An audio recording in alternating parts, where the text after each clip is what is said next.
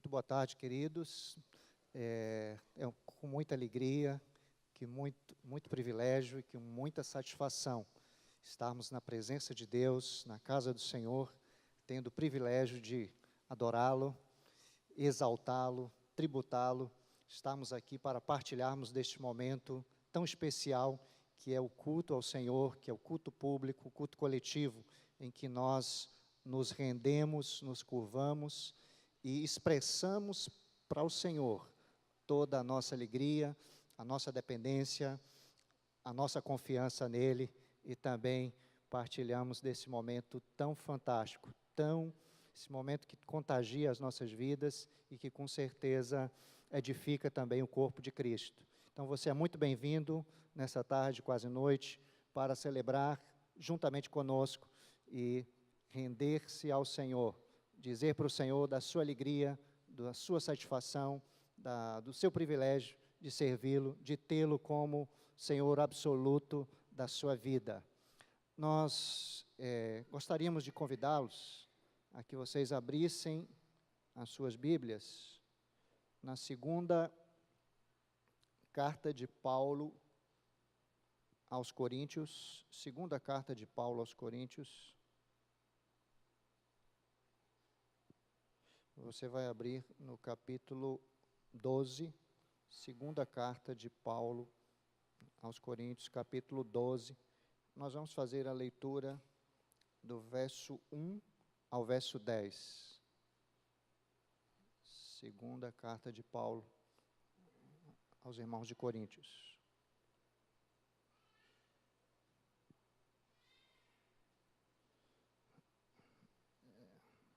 Diz assim a Escritura: se é necessário que me glorie, ainda que não convém, passarei as visões e revelações do Senhor. Conheço um homem em Cristo que há 14 anos foi arrebatado até o terceiro céu. Se no corpo ou fora do corpo, não sei, Deus o sabe. E sei que tal homem, se no corpo ou fora do corpo, não sei, Deus o sabe, foi arrebatado ao paraíso e ouviu palavras inefáveis, as quais não é lícito ao homem referir. De tal coisa me gloriarei, não porém de mim mesmo, salvo nas minhas fraquezas. Pois se eu vier a gloriar-me, não serei nécio, porque direi a verdade. Mas abstenho-me para que ninguém se preocupe comigo mais do que em mim vê ou de mim ouve. E para que não me ensoberbecesse ou me orgulhasse, com a grandeza das revelações, foi-me posto um espinho na carne, mensageiro de Satanás, para esbofetear, a fim de que não me exalte. Por causa disto, 3 vezes pedi ao Senhor que o afastasse de mim. Então ele me disse: a minha graça te basta, porque o poder se aperfeiçoa na fraqueza. De boa vontade, pois, mas me gloriarei nas fraquezas, para que sobre mim repouse o poder de Cristo. Pelo que sinto prazer nas fraquezas, nas injúrias, nas necessidades, nas perseguições, nas angústias, por amor de Cristo, porque quando sou fraco, então é que sou forte. Curve ainda por um momento a sua fronte, e nós ainda vamos ter uma palavra de oração. Deus de imensa graça e de sumo bem, obrigado, Senhor, porque o Senhor nos alcançou e tem nos alcançado a cada dia. Obrigado pelo santo privilégio, Senhor, de podermos, ó Deus, elevar até o Senhor, dirigir ao Senhor, tributar ao Senhor o nosso louvor, a nossa adoração e as nossas vidas. Obrigado também por esta oportunidade de estarmos aqui, ó Deus, como corpo de Cristo, neste local, para, ó Deus, celebrar ao Senhor, cantar ao Senhor, e sermos ministrados pela Tua palavra, Senhor. Que nesta tarde e noite, Senhor, a Tua graça, Senhor, possa de uma forma muito especial, Senhor, através da Tua palavra e do Teu Espírito, alcançar os nossos corações, fortalecer os tutanos espirituais da nossa alma, Senhor, ressignificar áreas da nossa vida, Senhor. E a Tua palavra, Senhor, estamos diante dela, Senhor, e que a Tua palavra possa cumprir o propósito pelo qual, Senhor, ó Deus, ela estará sendo ministrada aos nossos corações neste momento, Senhor, neste culto. Oramos em nome de Jesus e glorificamos o Teu nome, Senhor. Amém. Queridos, não é um desafio dos menores, não é um desafio que pode ser sublevado, olhar para esse texto, olhar para a porção da Escritura aqui, compartilhada por Paulo, e extrair desse texto lições que possam edificar a nossa vida, que possam comunicar graça ao nosso coração, que possam, de alguma forma, penetrar em áreas da nossa vida que precisam, nesse momento, vir ao encontro da palavra de Deus. Então, eu me sinto, nesse momento, desafiado. Eu me sinto também aqui totalmente dependente de Deus, para ser um instrumento dele e da sua palavra para comunicar ao seu coração. Queridos, há consenso geral e universal, e nós temos aprendido isso por quase que um semestre, mais de um semestre, porque esta carta e também algumas cartas de Paulo, como a primeira, têm sido objetos de estudo, de reflexão, de uma forma mais acurada, mais detida, de uma forma mais pormenorizada na EBD, e eu creio que, assim, para muitos de nós que aqui estamos, que temos frequentado, que temos, de alguma forma, nos abeberado da palavra do Senhor, aqui nas manhãs dominicais, nós não estaremos trazendo muita coisa que não seja do conhecimento dos irmãos. Mas, de sorte que a palavra de Deus, ela é rica, e ela é de uma riqueza que nós não podemos mensurar do ponto de vista humano, e nem aquilatar com a nossa vã filosofia, com o nosso conhecimento limitado. Mas sabemos que Paulo, ao escrever essa carta, e ela é uma carta intensamente pessoal, em que Paulo, queridos, revela detalhes dos seus relacionamentos e dos seus movimentos, da sua dinâmica na comunidade. Paulo, esse paladino, Paulo, esse bandeirante do cristianismo, apóstolo dos gentios, homem piedoso, de uma cultura invulgar, um homem de uma teologia profunda, um homem que tinha uma experiência com Deus, um homem que abre o seu coração de forma profunda, ele escancara o seu coração, ele descortina as janelas da sua alma ao escrever esta carta. De igual modo, ele escreve essa carta que é repleta de expressões também igualmente profundas, expressões que nos tocam e que nos são caríssimas na convivência e na caminhada da igreja. Então, Paulo, queridos, nos proporciona uma visão extraordinária quando escreve esta carta aos coríntios, não só a eles, mas a nós que somos legatários dessa porção da Escritura, que nos fala, que fala toda a igreja e que comunica a todo o povo de Deus. Então, essa carta, ela proporciona uma visão extraordinária do ministério do Evangelho apresentado por Paulo. E dois eixos centrais, duas vertentes centrais nós queremos introdutoriamente destacar aqui, antes de podermos extrair alguns princípios dessa carta para a nossa edificação nesse momento.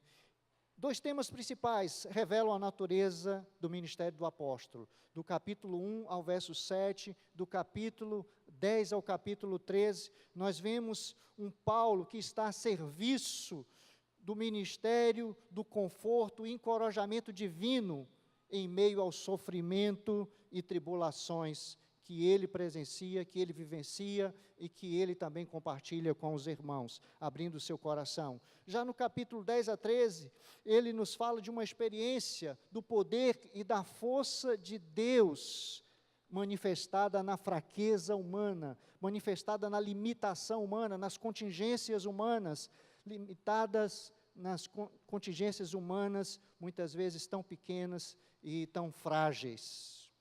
Nós sabemos que a escola da vida é diferente da escola convencional, da escola tradicional. Enquanto na escola convencional, na escola tradicional, nós temos contato com as lições, com conteúdo, para depois aferirmos este conteúdo, para depois nos submetermos às provas daquilo que fomos ministrados, daquilo que aprendemos, daquilo que nos foi ensinado. A escola da vida é diferente. Na escola da vida, nós primeiro enfrentamos as provas, as lutas, os reveses, as tempestades, nós enfrentamos os dissabores, para depois extrair as lições, para depois extrair o aprendizado. Primeiro, na escola da vida, nós nos submetemos à prova e depois à lição. Primeiro a dor, depois o aprendizado. Primeiro o sofrimento, depois o consolo. Como foi que Paulo enfrentou o sofrimento? Como foi que Paulo encarou o sofrimento? Como foi que ele reagiu diante do sofrimento? Queridos, Paulo enfrentou e experimentou e se deparou com o sofrimento, mas ele reagiu de forma confiada em Deus. Ele reagiu com alegria, com galhardia, com entusiasmo, com fé, com coragem, com confiança. Ele não titubeou. Paulo, em meio àquelas circunstâncias, aos problemas da vida, aos becos e valados que ele enfrentou, Paulo agiu e enfatizou que as coisas espirituais, que a vida espiritual, Paulo enfatizou a confiança em Deus, Paulo enfatizou o relacionamento com Deus e os aprendizados que dele advinham de enfrentar o sofrimento e os dissabores.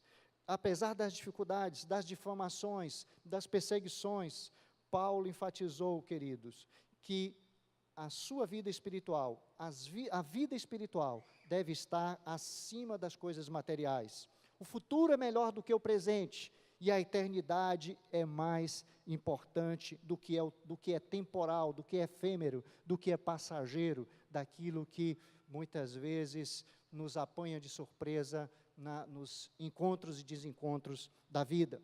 Paulo aprendeu não apenas a sobreviver em meio às circunstâncias, em meio às vicissitudes da vida, às adversidades, mas ainda a se gloriar nelas e sair delas vitorioso, a enfrentar os vales, a enfrentar as depressões, a enfrentar os desertos da vida e sair fortalecido, e sair robustecido na sua fé, na sua caminhada.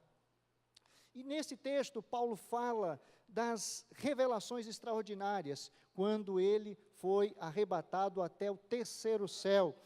Nós sabemos que na cosmologia bíblica, na cosmovisão bíblica, existiam 3 céus, e nós não vamos declinar de forma pormenorizada sobre isso aqui, mas esse terceiro céu, na visão de Paulo e na experiência dele, era o lugar onde Deus estava, onde Deus habitava, era os céus dos céus, e Paulo foi arrebatado até o terceiro céu, e ele diz que lá ele presenciou, ele ouviu, lhe foi compartilhado experiências, Deus falou com ele coisas, Deus compartilhou assim profundamente com ele, e não lhe era lícito compartilhar, repartir daquilo que ele ouviu quando ele esteve no terceiro céu.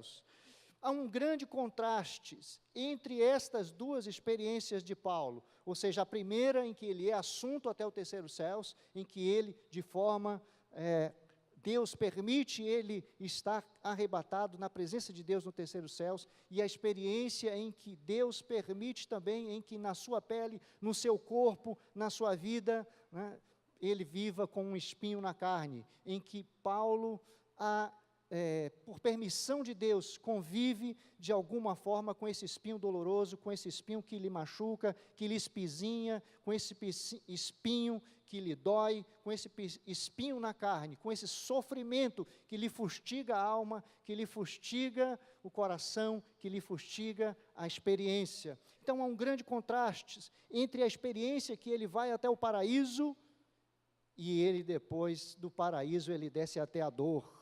Ele passa por aquela dor. É uma experiência que vai da glória ao sofrimento. Então, Paulo experimentou a bênção de Deus no céu e a bofetada de Satanás na terra, como nos diz o texto. Paulo tinha ido ao céu, mas agora ele aprende nessa segunda experiência, com um espinho na sua carne, que o céu pode vir até ele, até o seu coração, até o seu modus vivendi. Queridos, Charles Stanley, em seu livro Como Lidar com o Sofrimento, comentando esse texto em que nós lemos, compartilhando esse texto, discorrendo sobre esse texto que nós lemos, ele nos ensina algumas lições preciosas e que nós estaremos compartilhando com vocês. Se tivesse que dar um título para essa reflexão, eu diria o seguinte: a graça de Deus nos basta em meio ao sofrimento. A graça de Deus é suficiente em meio às adversidades, em meio às lutas, em meio aos reveses, em meio às fraquezas. A graça de Deus é poderosa para nos capacitar. Então, em primeiro lugar, nós podemos nos apropriar, nós podemos derivar desse texto, nós podemos extrair dele que há um propósito em cada sofrimento, queridos, em cada dificuldade, em cada dor, em cada luta, há um propósito e que nós podemos aprender com isso. C.S. Lewis, acerca disso, ele vai dizer que o amor pode causar sofrimento a seu objeto, mas apenas na suposição de que esse objeto precisa ser alternado a fim de tornar-se inteiramente digno de ser amado. E Paulo começa falando no preâmbulo desta carta, de sua segunda carta, nos dizendo que o sofrimento e a nossa consolação são instrumentos usados por Deus para edificarmos outra vida. Se não confiramos, no início da segunda carta, ele nos diz: bendito seja o Deus e Pai de nosso Senhor Jesus Cristo. Bendito seja o Deus e Pai de nosso Senhor Jesus Cristo, o Pai de misericórdias, o Deus de toda consolação. É Ele que nos conforta em toda a nossa tribulação, para podermos consolar os que estiverem em qualquer angústia, com a consolação com que nós mesmos somos contemplados por Deus. Porque assim como os sofrimentos de Cristo se manifestam em grande medida ao nosso favor, assim também a nossa consolação transborda por meio de Cristo. Mas se somos atribulados, é para o vosso conforto e salvação. Se somos confortados, é também para o vosso conforto, o qual se torna eficaz, suportando vós com paciência os mesmos sofrimentos que nós padecemos. O sofrimento e a consolação são instrumentos de Deus, são instrumentos que Deus usa para que nós possamos ser usados para abençoar outras vidas. Na escola da vida, Deus está nos preparando, queridos, para sermos consoladores, para sermos instrumentos que abençoam outras vidas, que compartilham os nossos dramas, que compartilham os reveses da nossa vida e como nós lidamos com ele, sobre a perspectiva de Deus e da sua graça. Paulo rogou ao Senhor 3 vezes para remover aquele incômodo, para que aquele espinho na carne fosse debelado, para que aquele espinho na carne lhe fosse removido. Paulo ora pela primeira vez, pela segunda, pela terceira, e nós não observamos, nós não presenciamos nessa oração de Paulo, ele inquirindo ele questionando, ele perscrutando, ele investigando qual era a razão do seu sofrimento, qual era o motivo do seu sofrimento. Paulo está orando, está clamando, está pedindo para que aquele sofrimento lhe fosse tirado, aquele sofrimento lhe fosse debelado, aquele sofrimento lhe fosse amenizado. Paulo está orando, mas queridos, Paulo aprendeu, porém, que quando Deus não remove o sofrimento, que quando Deus não remove o espinho, que quando Deus não remove os incômodos, que quando Deus não remove a nossa dor, que quando Deus não remove aquilo que muitas vezes sangra a nossa alma, de alguma forma, que nos incomoda, que quando Deus não faz isso, é porque Ele tem uma razão, Ele tem um motivo. Eu não sei quantos conhecem o Dr. James Dobson, e ele escreveu em 2000, a última edição pelo menos, eu não sei se foi reeditado, um livro com o título Quando Deus Não Faz Sentido. E nesse livro, que não foi muito vendido, o título dele não é muito comercial, e muita gente quando olha logo para um título desse, já deixa de lado, mas ele fala nesse livro, que mesmo quando Deus não atende a um clamor, a uma oração, a uma súplica, a um pedido nosso, Ele tem as suas razões, Ele tem os seus motivos. Deus não desperdiça sofrimento na vida de nenhum dos seus filhos, de nenhum dos seus servos. Sempre há um propósito, e aqui, o propósito na vida de Paulo, a razão pela qual Deus permitiu esse sofrimento na vida dele, era para que ele não se ensoberbecesse, não se orgulhasse.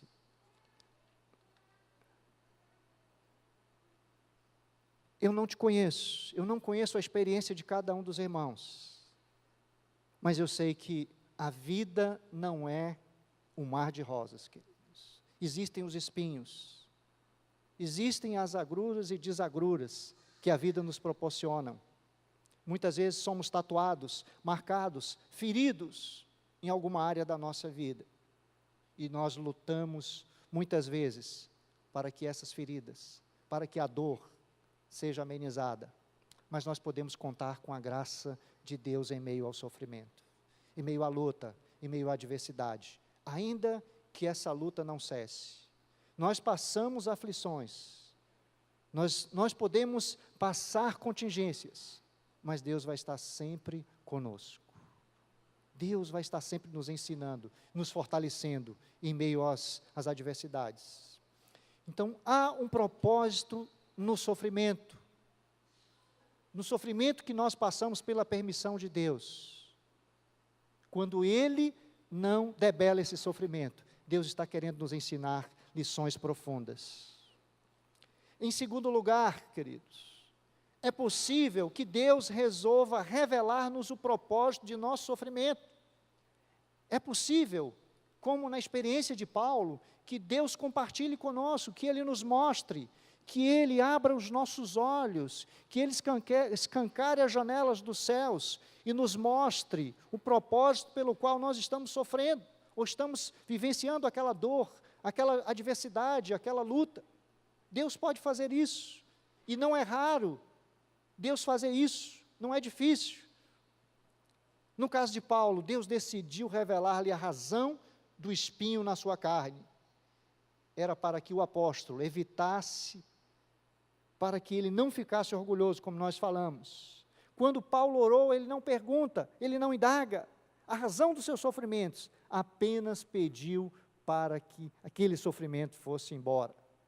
E Deus, como nós compartilhamos e falamos aqui, Ele nos mostra em muitas ocasiões, porque nós estamos sofrendo, porque estamos passando pelo vale de dor, de lutas, muitas vezes pela desesperança, muitas vezes também pelas perdas. Deus pode ressignificar esses momentos e nos abrir os nossos olhos e nos fazer entender por que estamos vivenciando aquele momento. Deus fez isso na vida de Moisés. Deus disse a Moisés a razão pela qual ele não entraria na terra prometida. Deus falou para Moisés de forma muito clara, porque ele não adentraria naquela promessa, porque aquela promessa não seria uma realidade para ele. Deus falou também com Josué, porque ele e seu exército haviam sido derrotados em Ai. Deus também compartilhou, queridos, com José do Egito, porque que ele estava passando por aqueles problemas todos, por aquelas lutas todas, por aqueles dissabores, porque havia um plano maior, um propósito maior de Deus na vida de José. Então Deus pode nos mostrar em muitos momentos porque nós estamos vivenciando contingências que nos são difíceis, contingências que magoam, que nos ferem e que nos fazem muitas vezes desesperarmos, que nos faz muitas vezes nos desanimarmos. Deus pode nos mostrar. Deus mostrou para Josué, como nós falamos, porque eles não entraram na terra prometida. Deus mostrou a Paulo, Deus mostrou a Moisés, Deus falou com Davi e tantos outros. Deus, de uma forma muito clara, muito didática, muito pedagógica e soberana, mostra para os seus servos porque eles estavam passando pelo sofrimento e pela luta, queridos.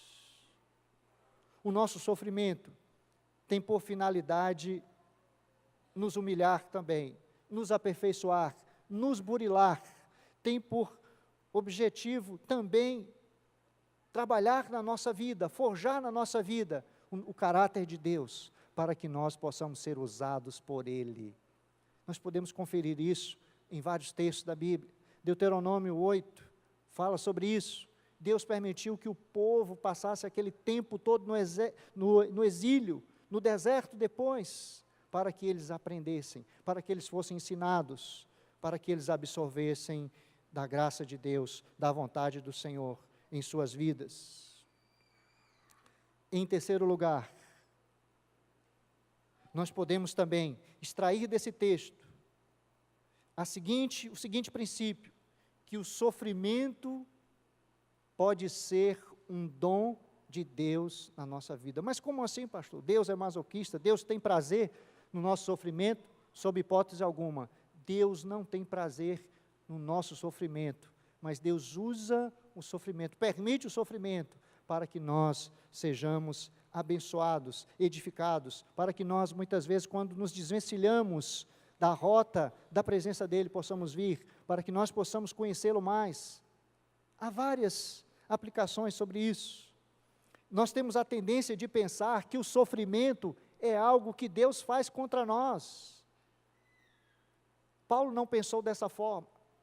Jacó pensou que o sofrimento que ele estava passando, quando, durante aquele período de fome, os seus filhos vão ao Egito à busca de alimento, de mantimento, e aí José, todos nós já conhecemos essa história, governador do Egito à época, José reconhece os seus irmãos, e através daquela experiência, através de uma forma muito sábia, e também movido por aquele sentimento de rever a sua família, José manda, depois que os seus familiares, que o seu pai viesse para o Egito, mas antes, quando ele pede que um dos seus irmãos, que Benjamim, venha até a presença dele, e os irmãos de José comunicam isso para Jacó, Jacó entrou em desespero. Jacó diz o seguinte: tendes-me privado de filhos, José já não existe, Simeão não está aqui, e ides levar a Benjamim? Todas estas coisas me sobrevêm. Está lá em Gênesis 42, 36, eu estou apenas sintetizando. Jacó pensou que Deus estava trabalhando contra ele. Jacó pensou que Deus estava lutando contra ele nesse aspecto aqui, que Deus estava preterindo, deixando ele à margem, deixando ele de lado, que Deus o havia abandonado, que um filho dele, já segundo o relato dos irmãos, havia morrido, o outro tinha ficado no Egito, e ainda queriam levar o seu outro filho. Muitas vezes, nós não entendemos as circunstâncias da vida que nos assaltam, que nós nos deparamos com ela, e às vezes a gente fica sem explicações, a gente racionaliza, a gente faz transferência, A gente procura um monte de explicações e a gente não entende, muitas vezes, os reveses, os dissabores, a gente não entende as tempestades, a gente não entende as perdas, as decepções, a gente não entende, muitas vezes, as feridas que nos são abertas na nossa vida. Mas Deus, querido, pode ressignificar. Deus é soberano, Deus é magnífico, Ele é gracioso, Ele é esplêndido. Deus está pavimentando a estrada da vida para que nós possamos, em meio a essa estrada da vida, sermos ensinados e conduzidos por Ele em todo tempo, em todo momento, em todo instante. Jacó pensou que Deus o havia abandonado. Assim também, o espinho de Paulo foi uma dádiva. O espinho de Paulo foi um presente. O espinho que Deus permitiu Paulo enfrentar era um dom de Deus, foi dado por Deus, foi permitido por Deus, porque através daquele incômodo, porque através daquele dissabor, através daquela dor, Deus o protegeu daquilo que ele mais temia. Deus estava protegendo a Paulo daquilo que ele mais temia, queridos, de ser desqualificado espiritualmente. Paulo viu o sofrimento como algo que Deus estava fazendo a favor dele e não contra ele.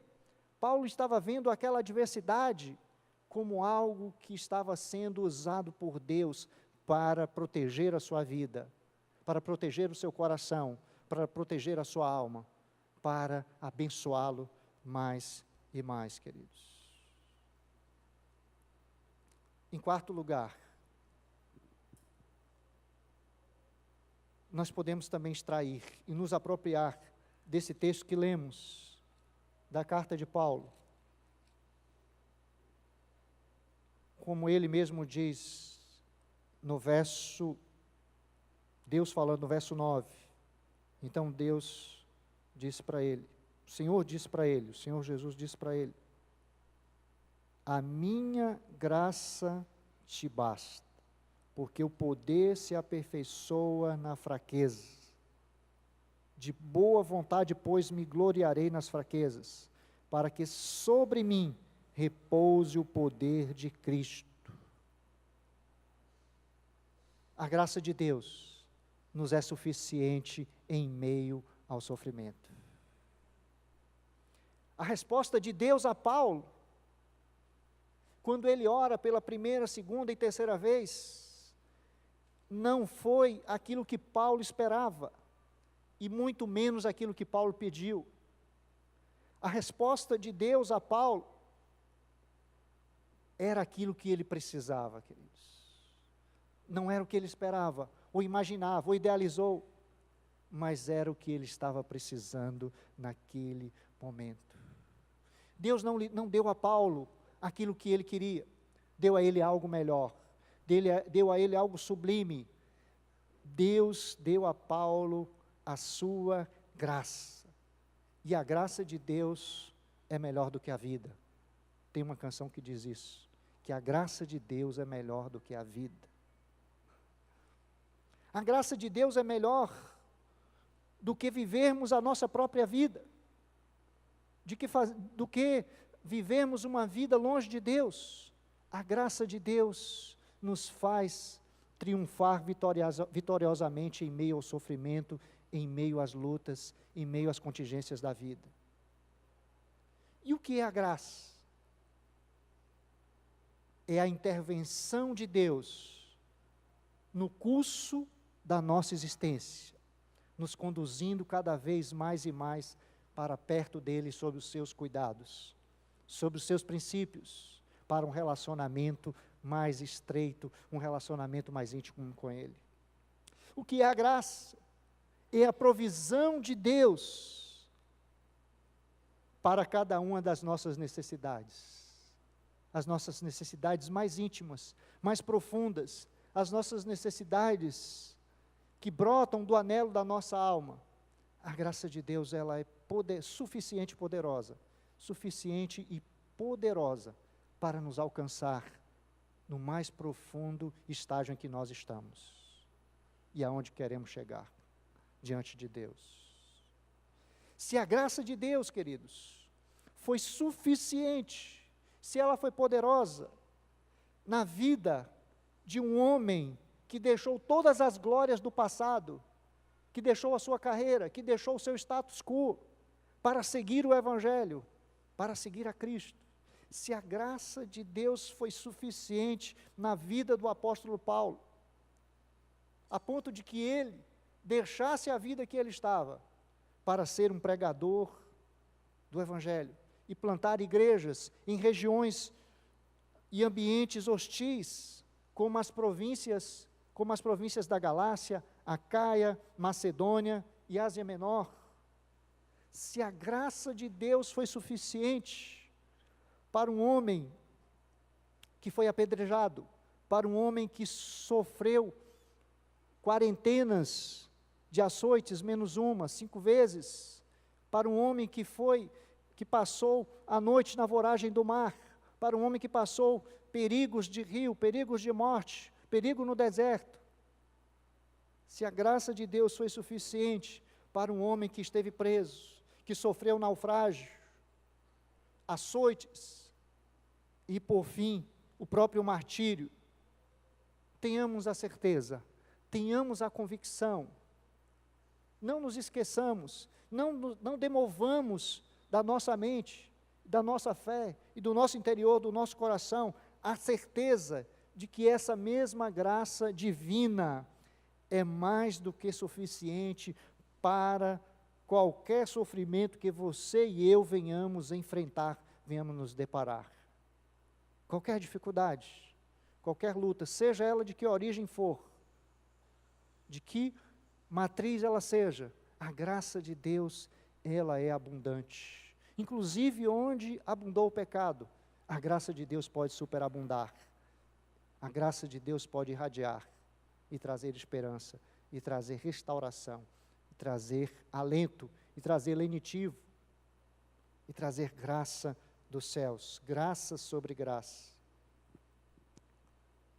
Em quinto lugar, nós podemos também aprender desse texto, com base aqui no que está posto no verso 9.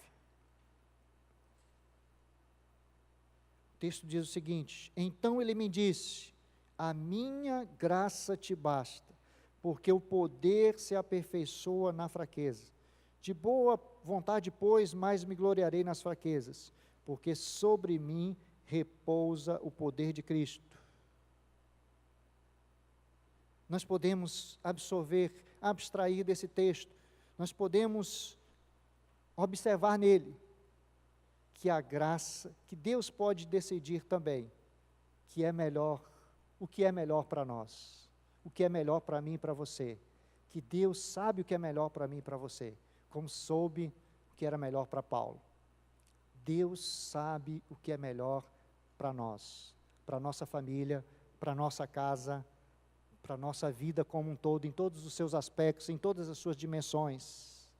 E pode ser que Deus decida, como decidiu na vida de Paulo, que é melhor não remover o sofrimento, que é melhor não remover a dor.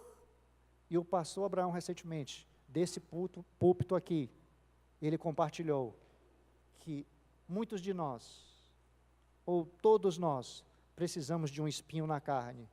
Precisamos passar pelo cadinho em alguns momentos, durante toda a nossa existência aqui, para continuarmos buscando, dependendo de Deus, confiando nele, entregando a nossa vida sem reservas na presença do Senhor.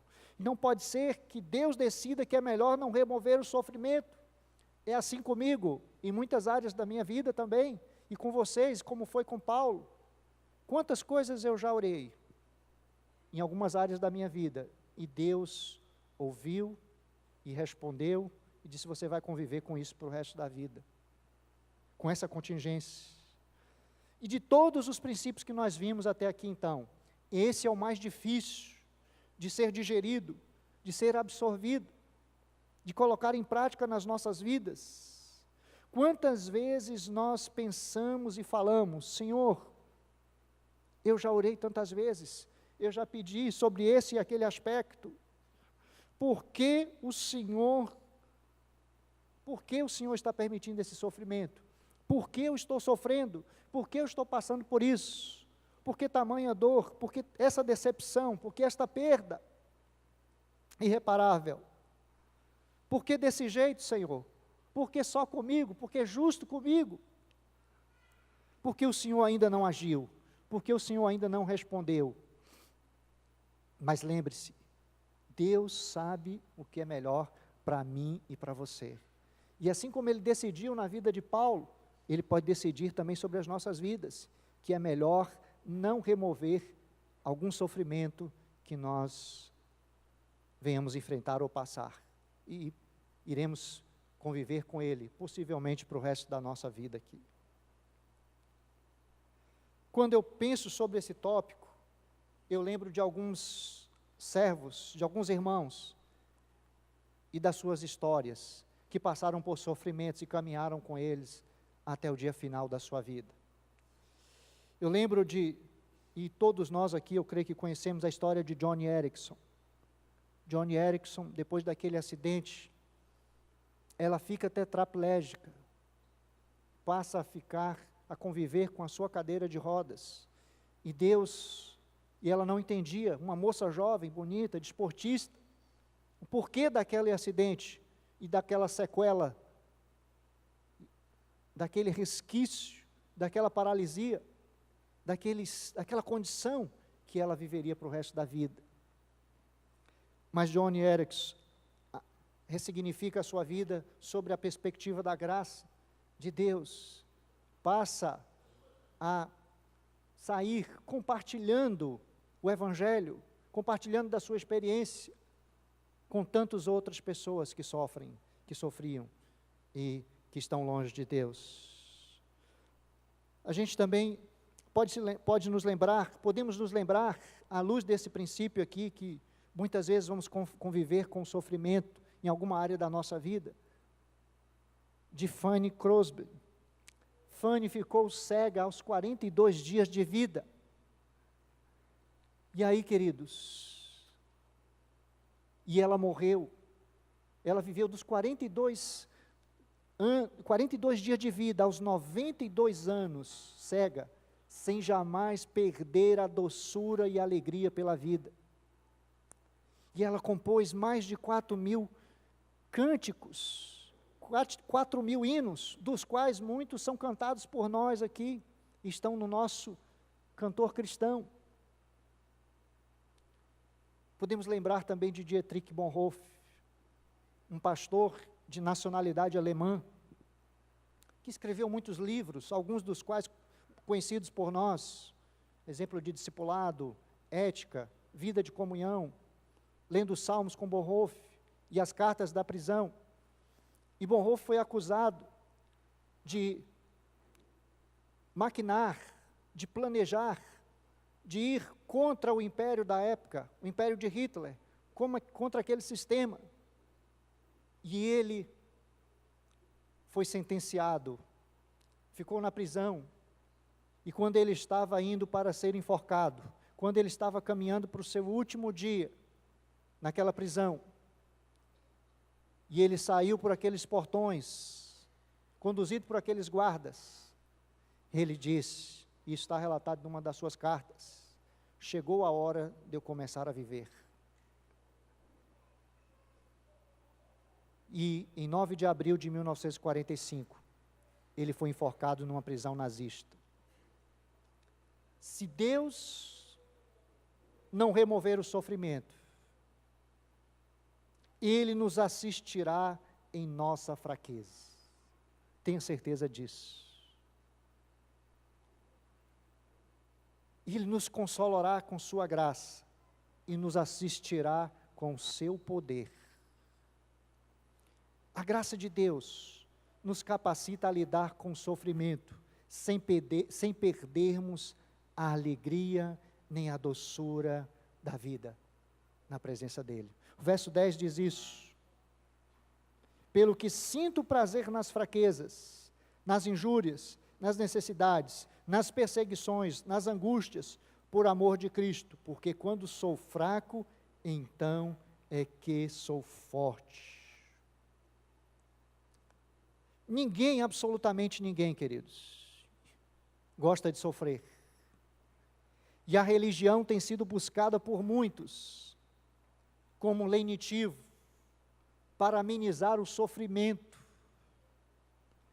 Cresce hoje em dia também, cresce na nossa época, uma busca desenfreada pelo movimento de autoajuda, e as livrarias estão cheias de livros nesta área, que tem criado uma cultura, uma atitude antibíblica, concernente ao sofrimento e às adversidades.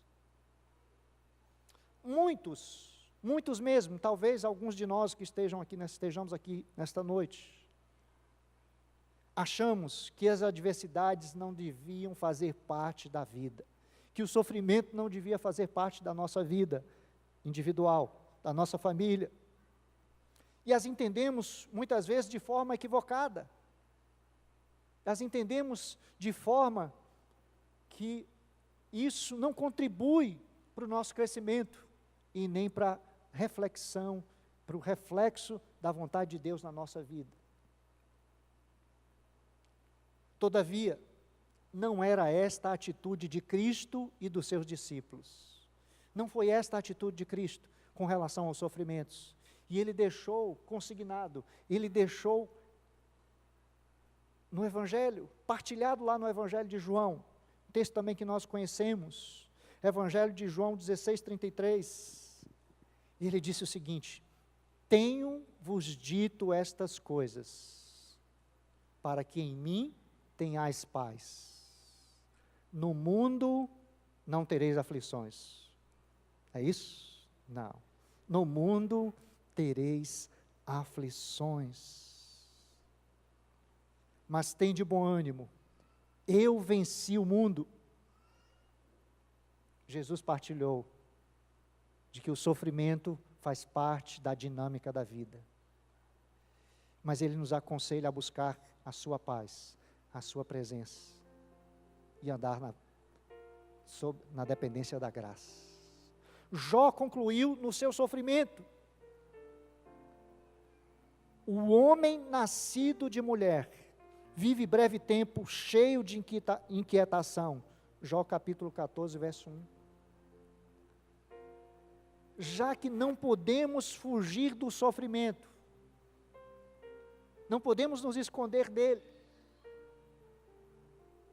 podemos tirar algumas lições dele.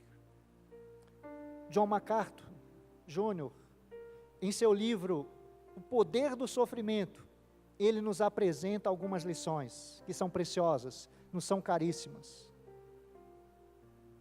Ele vai dizer que o sofrimento produz uma nova compreensão de Deus, e ele o faz estribado no texto de Jó, capítulo 42, verso 1, 2 e 5, quando Jó responde a Deus, quando Jó responde ao Senhor: bem sei que tudo podes, e nenhum dos teus planos, e nenhum dos teus propósitos pode ser frustrado. E no verso 5 ele diz: eu te conhecia só de ouvir falar, mas agora eu te conheço de contigo andar. John MacArthur vai dizer também que o sofrimento produz nova alegria. 1 Pedro 1:3-7 relata isso. Ele vai dizer que o sofrimento intensifica a glória futura. E 2 Coríntios, Paulo fala isso no capítulo 4, versos 16 a 18, quando ele diz: porque a nossa leve e momentânea tribulação produz para nós um eterno peso de glória. Sofrimento intensifica a glória futura na nossa vida, na nossa existência.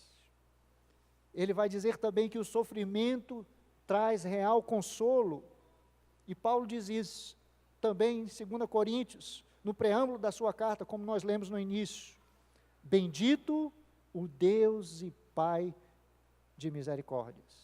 o Deus e Pai do Senhor Jesus Cristo, Pai de misericórdia, Deus de toda consolação, é Ele que nos conforta em toda a nossa tribulação, para podermos consolar os que estiverem em qualquer angústia, com a consolação com que nós mesmos somos consolados. E ele também compartilha no seu livro, que o sofrimento origina verdadeira humildade. Como estamos nessa tarde à noite? Como tem sido a nossa dinâmica, a dinâmica da nossa vida? Os reveses que temos vivenciado. Nós aprendemos também nesse texto mais uma coisa interessante, é que Deus pode usar o sofrimento na nossa vida, para que nós possamos reagir a favor de nós mesmos. Paulo orou 3 vezes ele orou, mas não teve êxito, mas ele saiu fortalecido e encorajado, porque Deus disse para ele que a graça era suficiente. Como você tem lidado com os dissabores na sua vida? Com o sofrimento, com a dor, com os desapontamentos? Você tem ido à presença de Deus, buscar conforto, refrigério, alento, encorajamento, resposta de Deus para aquele momento que você está vivendo? Que a graça de Deus, que o amor de Deus, que a sua bondade possa invadir a nossa vida nos momentos mais difíceis. Nos momentos difíceis que nós olhamos para o lado, olhamos para o outro e achamos que Deus nos abandonou, que Ele não está fazendo sentido na nossa vida. Mas Ele tem motivos, Ele tem razões sublimes, soberanas, eternas, para permitir os vales na nossa vida, para permitir que convivamos com um espinho na nossa carne, que nos faz depender dEle e confiar nele em todo o tempo e buscar a sua face. Oremos ao Senhor nesse momento. Não sei como está o seu coração, como você tem encarado o sofrimento, sofrimentos pontuais, ou aqueles sofrimentos que já acompanham você em algum momento. Longe de querer esgotar esse assunto, longe de querer dar as razões pelas quais nós declinamos nesta noite, de fazer uma investigação sobre o sofrimento humano, mas de olhar sob uma perspectiva pastoral, do cuidado de Deus sobre as nossas vidas, nos dispensando a sua graça. Eu vou estar orando nesse momento. Coloque a sua vida, o seu coração, os dramas que você tem experienciado, vivenciado, e conte com a graça do Senhor. Conte com a palavra de Deus. Conte com muitos irmãos do meio que você convive. Conte com a igreja. Nós estamos aqui, caminhando juntos, passando nesse mundo difícil, de dor, de tristezas, neste mundo difícil, desumano, muitas vezes, nesse mundo cruel, presenciando fatos, presenciando circunstâncias tão terríveis, mas crendo que Deus está nos conduzindo, que Ele está guiando a cidadela da nossa alma, que Ele está trabalhando por nós e não contra nós. Ele está trabalhando a nosso favor, Ele está trabalhando pela sua família, pela sua casa, Ele está trabalhando por você, para burilar, para lhe acrisolar, para lhe moldar, para lhe aperfeiçoar.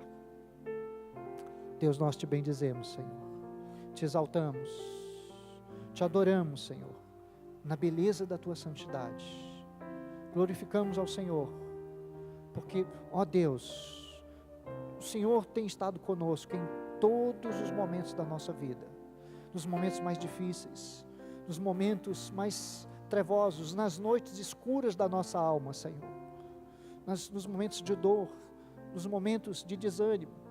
O Senhor nos encoraja, o Senhor nos dirige a buscar a tua paz, a buscar a Tua palavra, Senhor.